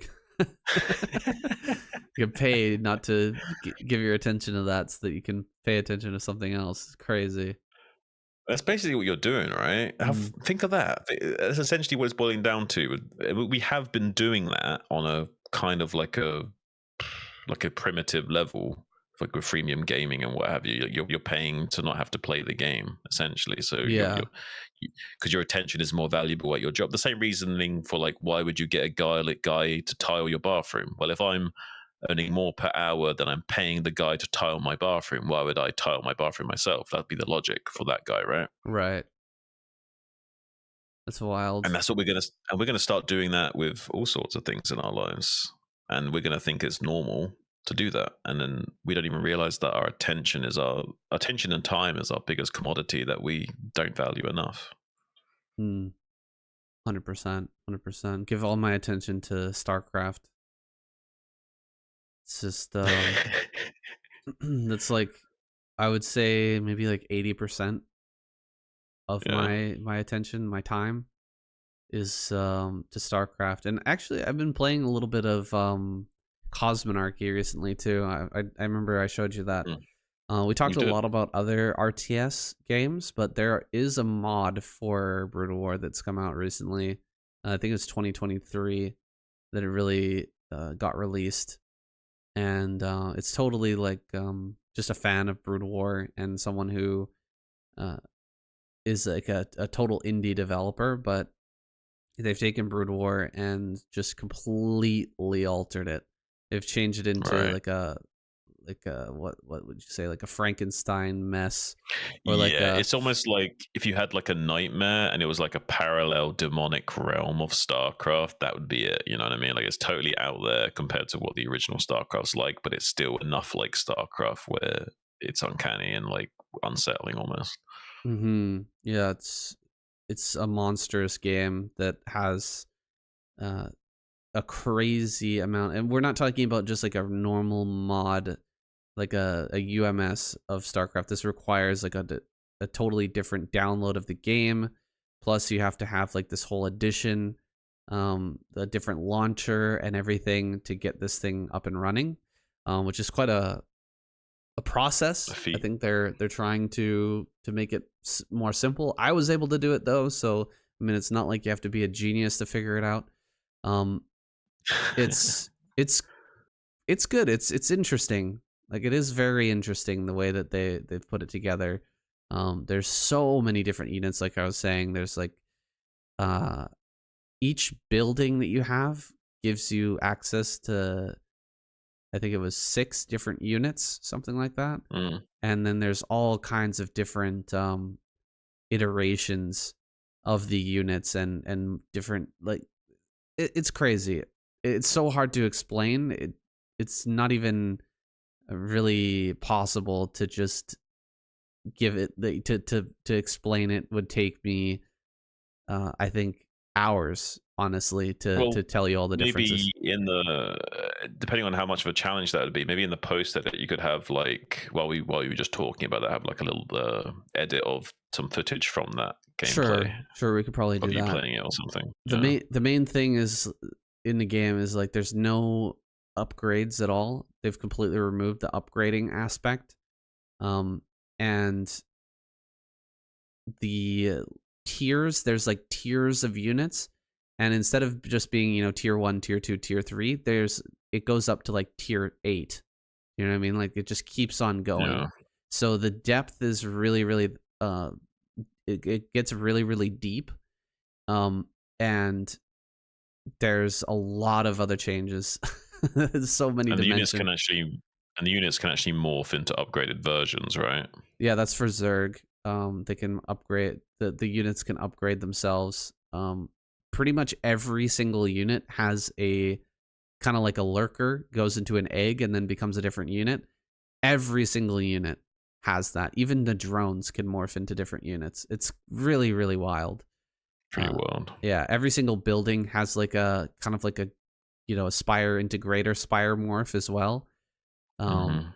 They all can do that, or a hatchery to a layer and into a hive, like multiple tiers of morphs. There's also some like Age of Empires esque like really expensive tier unlocking things with how crazy the buildings and the building upgrades can be, right? Like lots of really high gas count to actually make the building or upgrade the building to unlock Yeah, the next tier or not. they get to this really kind of insane expensive tier. Like as you go up and up and up and up, you can imagine that things get more and more and more expensive, and if you're going all the way to tier 8, things can get really expensive. And the reason is that's even possible is that there's no limit on supply. There's no limit on supply, and there's no overlords or supply giving units. You just keep making units. Yeah, Which yeah. it's all about the making of the units and the resource gathering, because like say for example the gas, you can mine the gas even without a geyser, but making the geyser makes it mine faster, and then you can even upgrade the geyser to make the geyser mine faster, but then you have like the downtime of like you can't gain the resources while it's upgrading. So there's some interesting dynamics going on there with Yeah. the resource gathering. And the geysers never run out, and the minerals can go depleted. So you get a depleted mineral patch, it returns less minerals than a regular mineral patch. So they never very run out. interesting. None of the resources ever run out, which can can take you into some insane late game scenarios where you could be tier 7, tier 8 with 7, 8 bases and hundreds of workers, which is just wild. I'm gonna have to get this. You're gonna have to help me get this, and I'll want to play it with you sometime because it does seem Yeah. really intriguing. We'll play it sometime. A lot of the games are Yeah. very short. Like you can still have like a lot of early game strategies, and it seems like that's the way that the games are playing out now. I actually played a bunch of games against some people online. I played some some of the players that are really into it, and the games there's a lot of early game strategy that is mixed in, and you can very easily die in the early game. I haven't made it to those super late game scenarios yet, but there's so much complexity that it's really easy to lose before you ever get there. Well, there's also like so many different buildings. I was actually surprised. I thought it was actually going to be really simplistic because it was stripped down in the sense of like no upgrades and whatnot. But then I saw like there was just so many different buildings you were making. I was like, what? What's that? What's that? What's that? And it just like it just seemed crazier and crazier the longer you played. Yeah, there's a million different buildings, and same thing for all the races. For Terran and Protoss is no different. There's like all these new models and units that you've never seen before that you could never imagine being in Brood War, but it is like you said, a fever dream where there's like these crazy units that never existed in Brood War that kind of look like Brood War units, but it's like, dude, what even is that? It's what I would imagine if I got sent to hell and Satan told me we're going to play a game of StarCraft. That's what I imagine the race that he would play would look like. You know what I mean? And like I had no chance in doing anything against it whatsoever. Right. He didn't have any of the same restrictions or limitations that you did. Yeah, and he's got these really high health units early on in the game that I just can't do anything about. I'm like, okay, this seems fair. You're just playing with your regular hydras and lings. Just get decimated. Yeah. He's pulling out all the crazy. There's a lot of crazy names for these different units too. One thing that kind of annoys me about the game is that a lot of the units that are exactly the same have different names, and then other ones are the same and they have the same name, which is kind of weird to me. Like the Zergling is like the Zethrakor, and then the Hydralisk is the Hydralisk. Like, why? Yeah, Why? I mean, I'll be honest though, like naming things is actually kind of hard unless you've got for it. So Yeah, I imagine that maybe whoever's making this needs a little bit of a hand with like generating names for the units or something. maybe. But I don't understand why an overlord's not an overlord, it's an ovolith. Ovolith? And like a hatchery is like a hatchelisk or something. Hatchelisk? I can't remember. Yes, it's like different for the sake of being different, but not different Yeah, enough. a little bit. That does annoy me a slight bit, but it it is what it is. It's a kind of a crazy game, and there's Yeah. like all these different morphs of those different units, which I mean, maybe they couldn't think of like a good name that relates to that, to Zergling, to be the morph of the Zergling. You know what I mean? So they wanted to do a different name that would be more in line with the later stages, the higher tiers, so that it makes more sense, as you go up the chain of Right. tiers. I'm not sure exactly, but I We think could just have different variations of Ling. Like you've got the Zergling as the base, and then you like say, for example, in StarCraft 2, they had Baneling, right? Right, It's right. yeah. So you could just use the same like suffix or whatever to the word, and then just have different affixes or whatever. Seems like they didn't want to go that route, but it's an interesting thing. I've played a little bit of it on stream. I might do some more in the future. It's funny that maybe in 2024 the best RTS might be a mod of StarCraft Brood War. That would be kind of hilarious. It would be kind of funny, but also I think kind of like Sad. what's the word for it? Yeah, but depressing for sure, but also like would kind of make sense. Like something that's depressing, but also kind of expected. Like it makes Right. sense. Like oh yeah, it makes sense that it would be this in a Right. sad way. Well, it's something that you can't underestimate, right? You just hear, oh, it's a mod for Brood War. There's been some mods that have come out that have spawned entire like industries or entire genres of games, like Dota, for Dota. example, right? Like that's the big one, Mm-hmm. where it's like, okay, yeah, it's just a mod for Warcraft, but like look at what it became over time. People loved it, people played it. It became like this massive hit sensation, and it spawned its own genre. How come that can't happen with Brood War, right? That certainly could. The only issue would be the audience, and I think that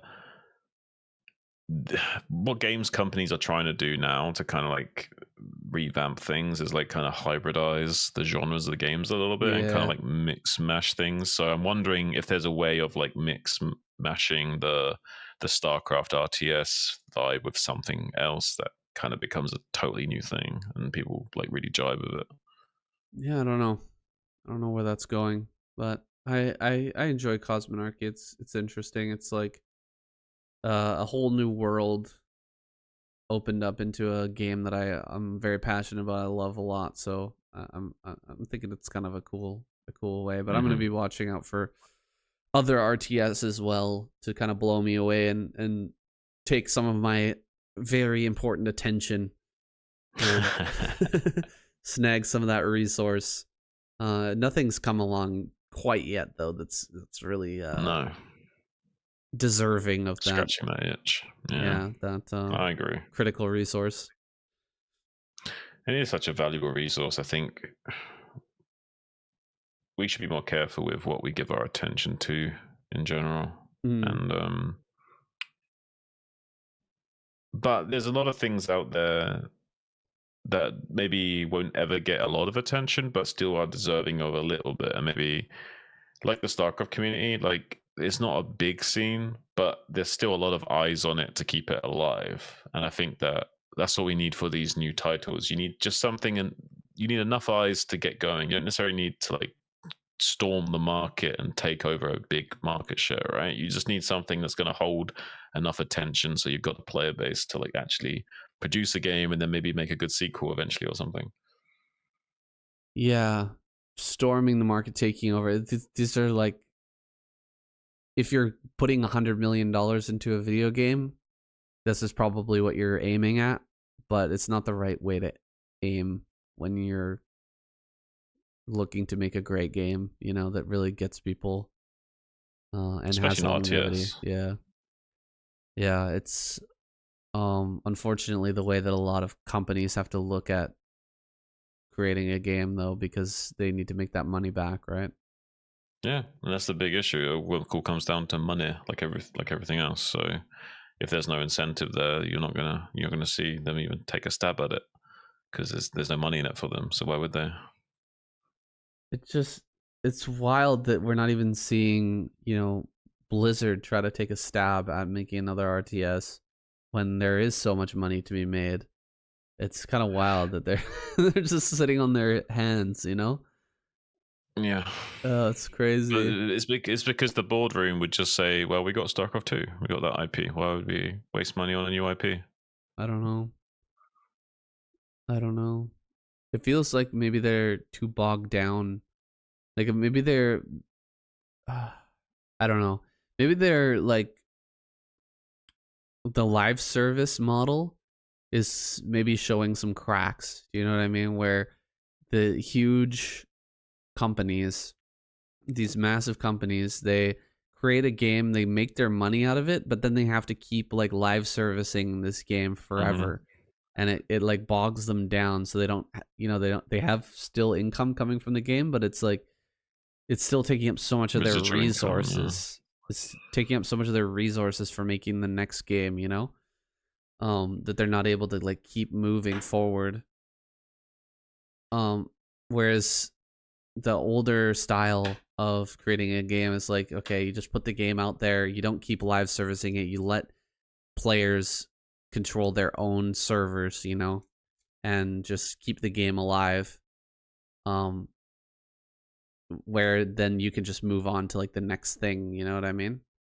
Yeah, but the problem is that the newer developers and publishers, they want total control, so they won't give that kind of like open source access to the players to run the game for themselves. You know what I mean? Like they say Yeah. Blizzard like took away the ability to have like offline events and there's like online only with Right. StarCraft 2, right? Right. They deliberately take away that freedom and control, which Yeah. which also creates the problem in the first place.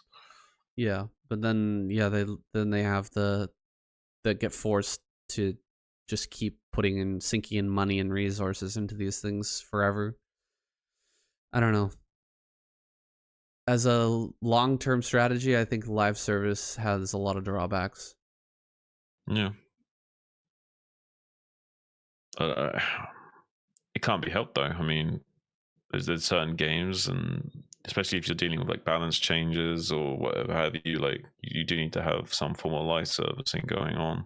You could outsource it to the players to do their own balance changes and other patch changes and stuff, but that's not usually going to happen. Like most companies won't be comfortable doing that kind of open source format.